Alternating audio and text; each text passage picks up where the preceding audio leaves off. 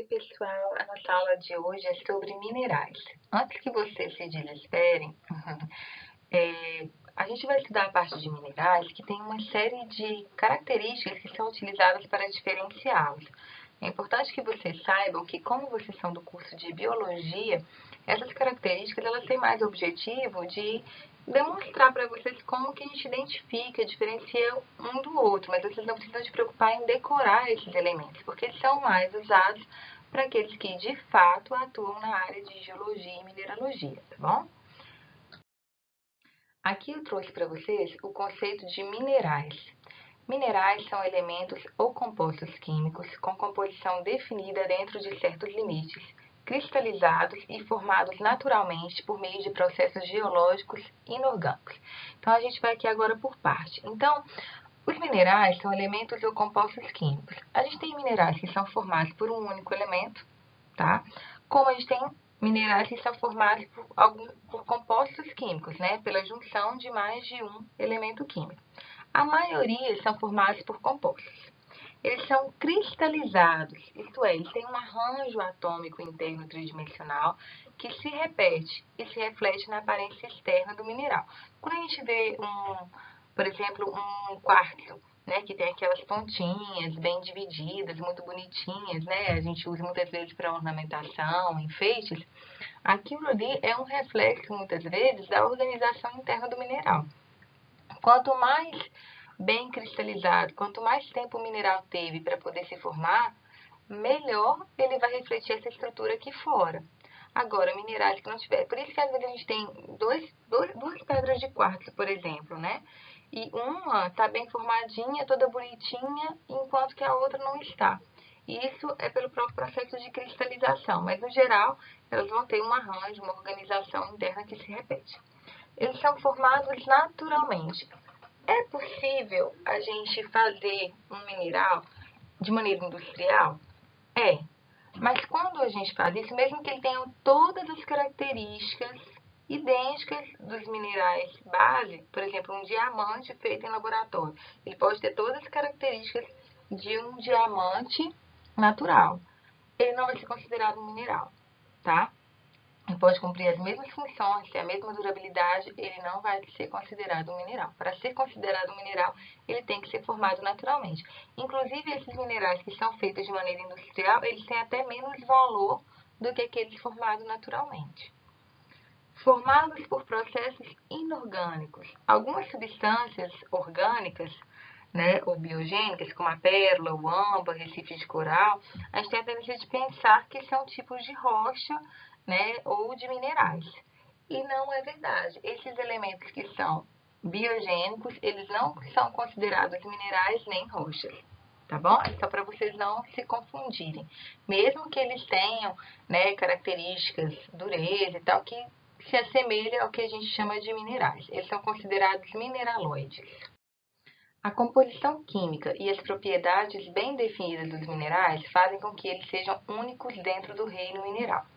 Então, um mineral ele se diferencia do outro desde a sua composição até as suas propriedades, de maneira que um mineral ele nunca é igual ao outro. Ele pode ser igual ao outro quando ele é o mesmo mineral, tá? Mas ele pode ser muito próximo. Se existe alguma diferença de composição ali, ele vai ser denominado, né, outro tipo de mineral, não vai ser aquele mesmo. Das várias classes de minerais existentes, a dos silicatos é a responsável pela constituição de aproximadamente 97% da crosta continental. Então, a maioria dos minerais que nós temos são chamados de minerais silicatados, assim como a maioria das rochas. Porque como as rochas são constituídas de minerais, se eu tenho um predomínio de silicatados, eu vou ter um predomínio também de rochas ricas em silício, tá? Que é, inclusive, um elemento que confere a dureza aos minerais e rochas. Aqui, nós temos como exemplo 4 tipos de minerais silicatados. O quartzo, que é o que eu havia usado como exemplo no slide anterior, o talco, o feldspato, e aqui nós temos 2 tipos de feldspato. Vocês podem ver que um está melhor cristalizado do que o outro, né? Mas isso tem a ver também com a composição dele, que às vezes diferencia um pouquinho, gerando 2 tipos de feldspato.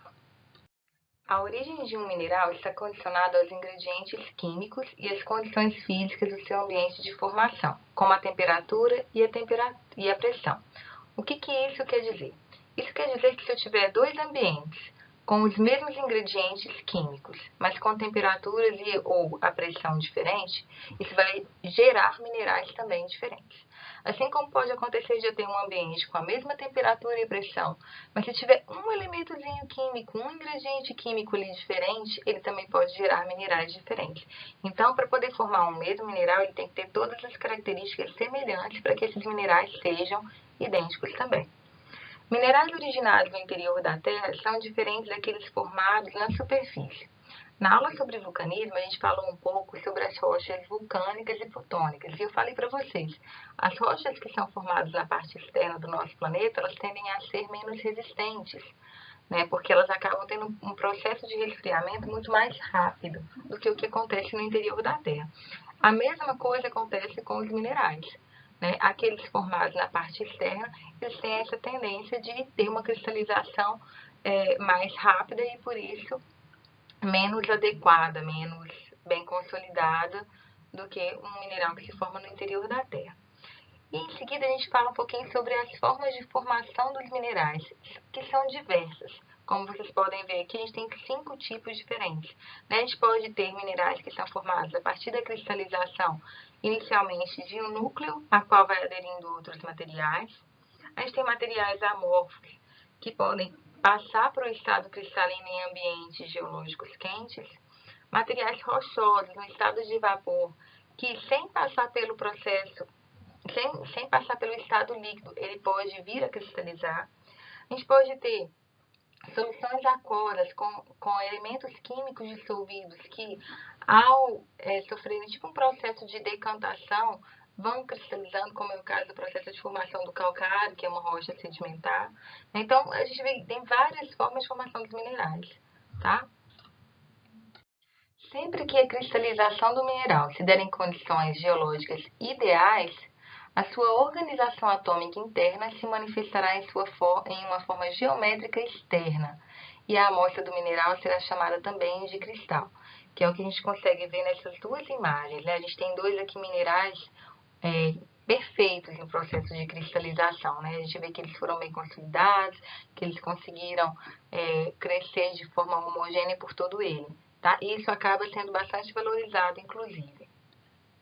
Um exemplo de ambiente que houve uma cristalização perfeita é essa Caverna dos Cristais no México.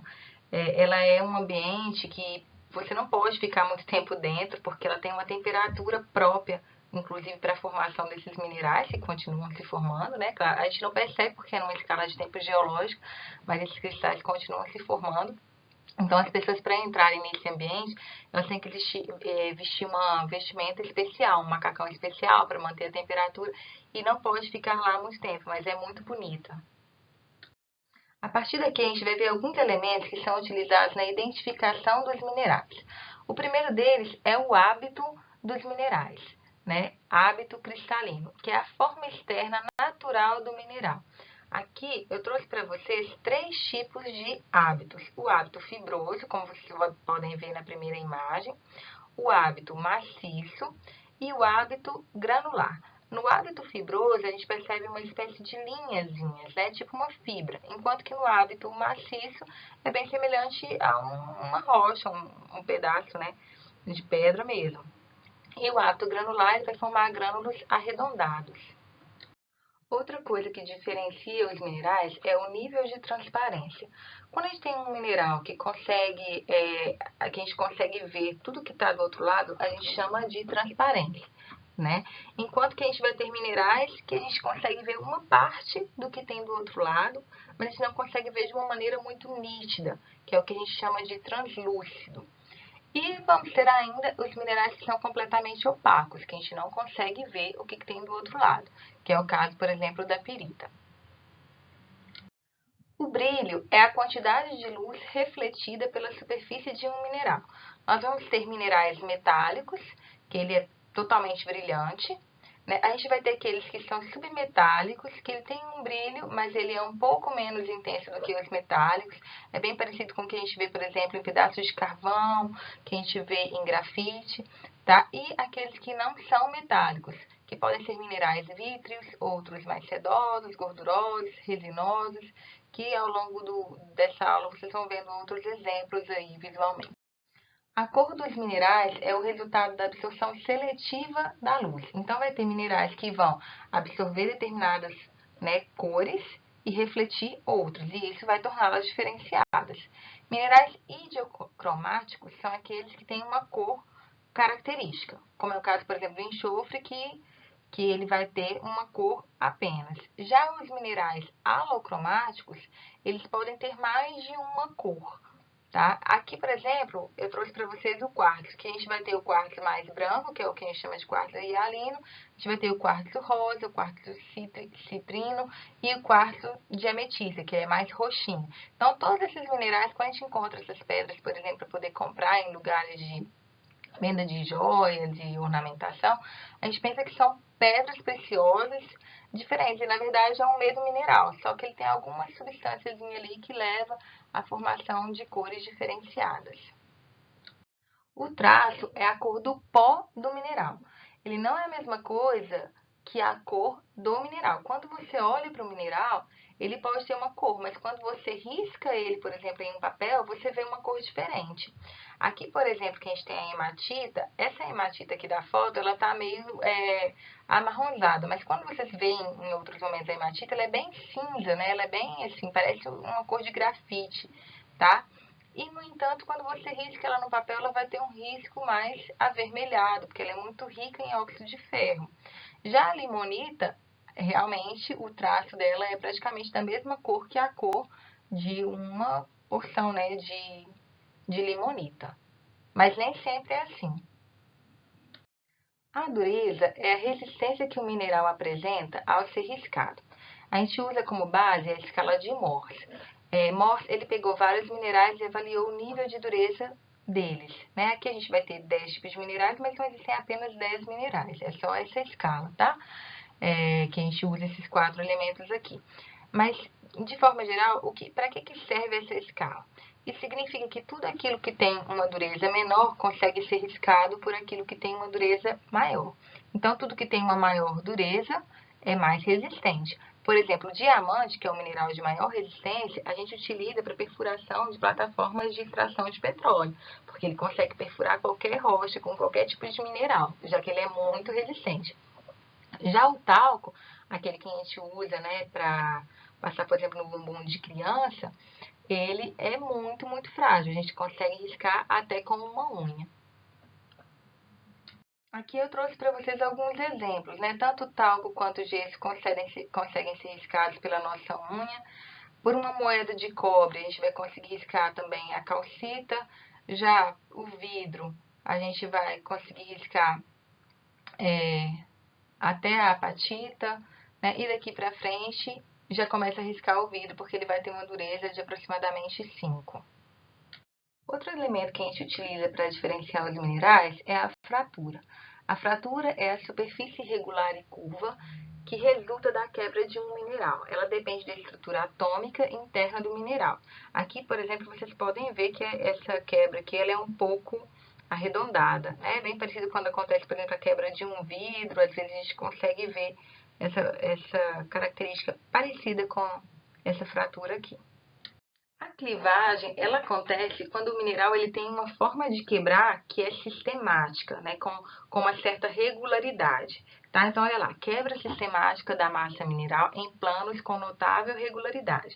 Por exemplo, a muscovita, ela parece uma série de folhinhas acumuladas uma em cima da outra, de maneira que você consegue extrair uma folhinha da outra.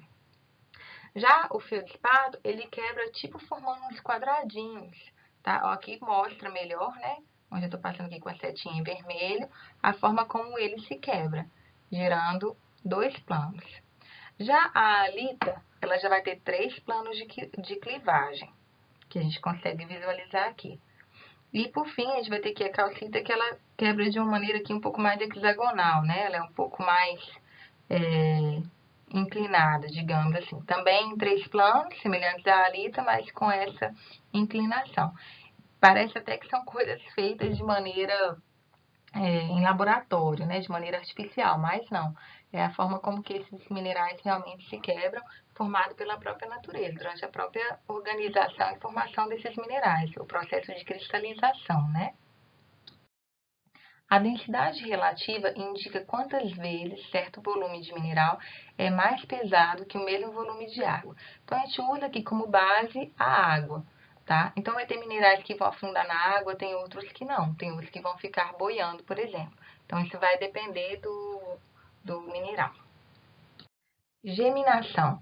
Propriedade de certos cristais de aparecerem intercrescidos de maneira regular. Então, como vocês podem observar aqui nessa imagem, esses cristais eles parecem estar todos originando de um mesmo ponto, né? E eles crescem de maneira regular, todos formando uma mesma característica, né? Uma certa simetria, né? Similaridade na maneira de se formar. Alguns minerais, não todos, podem ter propriedades elétricas e magnéticas.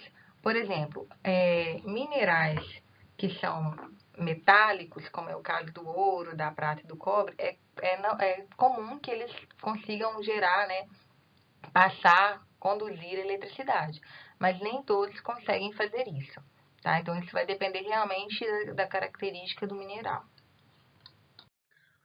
Os solos, eles têm 2 tipos de minerais, os chamados minerais primários e os minerais secundários. Os minerais primários são aqueles que ainda não sofreram alterações, então eles praticamente não foram intemperizados, destruídos por agentes externos, como organismos vivos, chuva, vento. Esses minerais, gente, a gente não encontra eles muito em solos como no Brasil, porque o Brasil ele tem um clima quente e úmido em sua maioria. Então, os nossos minerais praticamente todos já foram alterados. Mas em lugares que esses minerais foram poucos alterados, a tendência é que eles predominem a fração grosseira, que é o que a gente chama de tamanho areia, porque ele é um pouquinho maior, um pouco mais grosseiro. E eles são constituídos principalmente por silicato, ou seja, são ricos em compostos com silício, tá? Que é o caso do quartzo. Já os minerais secundários, eles são resultantes da decomposição dos minerais primários e da recombinação dos elementos restantes dessa decomposição. Ou seja, depois que os minerais primários são intemperizados, aquilo que sobrou desses minerais primários, ele pode se reorganizar, se recombinar, formando um novo mineral. Aí esse novo mineral é chamado de secundário. Como esse mineral já passou por um processo de desagregação, de perda de materiais, eles vão ter um tamanho menor do que o que a gente chama de tamanho areia, que é o que a gente chama de tamanho argila. Ele é um material mais fino, né? Porque ele já passou por um processo de destruição e de perda. A maior parte dos solos no Brasil são formados por minerais secundários, porque, como eu falei para vocês, o nosso clima favorece o intemperismo desses materiais. Atualmente, no Brasil, todo mineral novo que é descoberto, eles colocam no final, né, ita. Então, por exemplo, pirita, hematita, goetita, todos eles são minerais. A tendência é de usar essa regra para nomenclatura. Mas existem alguns minerais que já foram nomeados de outra forma sem seguir essa regra e que eles não modificaram, continuam utilizando o mesmo nome. Por exemplo, o quartzo. O quartzo não termina em ita e é um mineral. Mas como ele é um nome já muito consolidado, muito utilizado, né, a gente mantém, tá? Outras recomendações para a criação de um nome para um novo mineral. Primeiro, que o nome indique a localização geográfica de sua descoberta. Então, por exemplo, se eu tivesse descoberto um mineral em Santa Teresa, eu poderia colocar como, né, uma nomenclatura teresita, tá? Estou inventando. Por exemplo, em Minas Gerais tem uma cidade que chama Itabirito, que é um lugar que a gente encontra muito, né, rochas desse tipo e minerais, tá? Que o nome indique uma de suas propriedades físicas. Por exemplo, a cianita, ela ganha esse nome porque ela vem da cor ciano, que é o azul, tá? Que o nome indique a presença de um elemento químico predominante. Por exemplo, molibdenita, que vem do molibdênio.